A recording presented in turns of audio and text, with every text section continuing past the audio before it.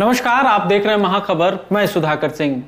साल 1951 में प्रदर्शित राजकुमार की फिल्म आवारा में मुकेश का गाया गीत आवारा हूं देश का ऐसा पहला गीत था जिसने सरहदों को पार करते हुए दुनिया के कई देशों में धूम मचा दी। रूस में तो यह गाना आज भी इतना लोकप्रिय है कि वहां पहुंचे भारतीय पर्यटकों को देखकर रूस के लोग गाना शुरू कर देते हैं, आवारा हूं आवारा हूं। इस गाने की लोकप्रियता आप समझ सकते हैं कि कितनी थी। मुकेश का जन्म 22 जुलाई 1923 को दिल्ली में हुआ था। इनका विवाह सरल के साथ हुआ था। मुकेश और सरल की शादी 1946 में हुई थी। मुकेश को एक बेटा, दो बेटियां हैं जिनके नाम नितिन, रीटा और नलिनी हैं। मुकेश के पोते नील नितिन मुकेश बॉलीवुड के चर्चित अभिनेता हैं। इनके पिता जोरावर चंद्र माथुर अभियंता थे। 10वीं तक की शिक्षा पाने के बाद PWD दिल्ली में असिस्टेंट सर्वेयर की नौकरी करने वाले मुकेश अपने कॉलेज के दिनों में अपने सहपाठियों के बीच KL सहगल के गीत सुनाकर उन्हें अपने स्वरों से सराबोर किया करते थे। किंतु विधाता ने उन्हें लाखों करोड़ों दिलों में बसने के लिए अवतरित किया था, सो विधाता ने वैसी परिस्थिति भी बना दी। मुकेश को दिल्ली छोड़कर मुंबई जाना पड़ा। सजन रे झूठ मत बोलो, खुदा के पास जाना है जैसे कालजयी गीतों ने मुकेश को हमेशा के लिए अमर कर दिया। शायद उस वक्त मोतीलाल को उनकी मेहनत भी कामयाब होती नजर आई होगी, क्योंकि मोतीलाल ही वो जौहरी थे जिन्होंने मुकेश के अंदर छुपी उस काबिलियत को और सलाहियत को पहचाना और उन्हें मुंबई लेकर चले आए।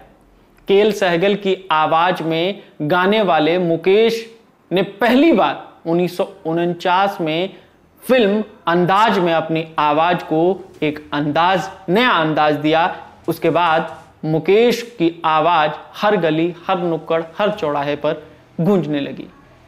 प्यार छुपा है इतना इस दिल में जितने सागर में मोती और डम डम डिगा डिगा जैसे गाने संगीत प्रेमियों के जबान पर सर चढ़कर बोलने लगे। इन्हीं गीतों ने मुकेश को प्रसिद्धि की ऊंचाइयों पर पहुंचा दिया। मुकेश ने उस जमाने के बहुचर्चित गायक KL सहगल के गायन शैली की छत्रछाया में रहकर अपने गाने की शुरुआत की। उनका पहला हिट गीत दिल जलता है तो जलने दो था। इस गीत ने उनको मशहूर पार्श्व गायक बनाया। संगीतकार थे अनिल विश्वास। आगे चलकर अनिल विश्वास ने ही मुकेश की गायन शैली को एक नई पहचान दी। दरअसल मुकेश की गायन शैली KL सहगल से इतनी मिलती जुलती थी कि कई बार संगीत प्रेमियों में यह वाद विवाद छिड़ जाता था कि इस गाने का असली गायक कौन है। मुकेश की आवाज में छिपा दर्द उस समय के दर्द भरे फिल्मों गीतों के लिए पूर्ण रूप से सटीक बैठता था, जिससे भारतीय श्रोता बड़े चाव से सुनते थे। सन 1948 में संगीतकार नौशाद मुकेश से मिले और उनसे कई गीत गवाए। इस गीतों में भूलने वाले याद न आना, तू कहे अगर, झूम झूम के नाचूं आजा, टूटे ना दिल टूटे ना, हम आज कहीं दिल खो बैठे आदि उल्लेखनीय हैं। इन गीतों से मुकेश की आवाज दिलीप कुमार के लिए बहुत चर्चित हो गई। दर्द भरे नगमों के बेताज बादशाह मुकेश के गाए गीतों में जहां संवेदनशीलता दिखाई देती है, वहीं निजी जीवन की बात करें तो वो बेहद ही संवेदनशील इंसान थे और दूसरे के दुख दर्द को बहुत जल्दी समझते थे, उससे खुद को वाबस्ता कर लेते थे। एक बार एक लड़की बीमार हो गई और इसकी भनक उनको लगी और उसकी मां से उस बच्ची ने कहा कि अगर मुकेश मेरे लिए गाना गा दें, अगर मुकेश मुझे एक गाना सुना दें तो मैं ठीक हो सकती हूँ। मां ने जवाब दिया, मुकेश बहुत बड़े गायक हैं, भला उनके पास तुम्हारे लिए इतना समय कहाँ होगा। अगर वह आते भी हैं तो इसके लिए काफी पैसे लेंगे जो हमारे वश का नहीं है। तब उसके डॉक्टर ने मुकेश को उस लड़की की बीमारी के बारे में बताया।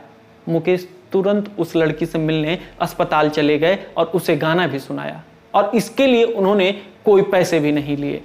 लड़की को खुश देखकर मुकेश ने कहा कि यह लड़की जितनी खुश है उससे ज्यादा खुशी मुझे मिल रही है। ऐसे थे मुकेश। मुकेश का निधन 27 अगस्त 1976 को दिल का दौरा पड़ने से हो गया। उनकी मौत संयुक्त राज्य अमेरिका में हुई। मुकेश के गीतों की चाहत उनके चाहने वालों के दिलों में सदा जीवित रहेगी। उनके गीत हम सब के लिए प्रेम, हौसला और आशा का वरदान है।